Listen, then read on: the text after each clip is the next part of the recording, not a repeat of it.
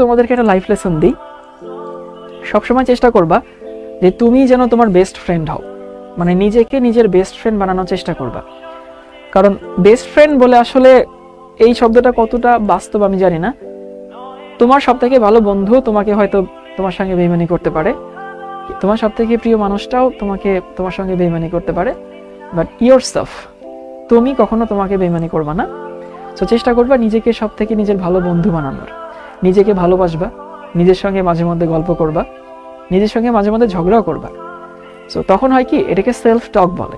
মানে ওই যে সক্রেটিসের একটা কথা আছে না, নো দ্য সেলফ, আগে নিজেকে চিনো, তুমি কি চাও, তুমি কি চাও না, তোমার কি পছন্দ, তোমার কি দরকার, এগুলো যখন আগে বুঝতে শিখবা তখন দেখবা লাইফ সুন্দর হবে। সব সময় অন্য মানুষের সঙ্গে গল্প করা, অন্য মানুষের সঙ্গে সবকিছু শেয়ার করা, হ্যাঁ বন্ধু থাকতেই পারে, কিন্তু তোমার সব থেকে বড় বন্ধু যেন তুমি নিজে হও। নিজেকে বোঝার চেষ্টা করবা, নিজেকে বোঝানোর চেষ্টা করবা যে কি চাই কি চাই না, কোনটা দরকার, কোন দিকে যাব কোন দিকে যাব না। দেখবা যে হচ্ছে চারিদিকটা একটু সুন্দর মনে হবে। So your best friend has to be yourself, এটা মাথায় রেখো। তোমরা রবীন্দ্রনাথের একটা গান শুনছো না, যে যদি তোর ডাক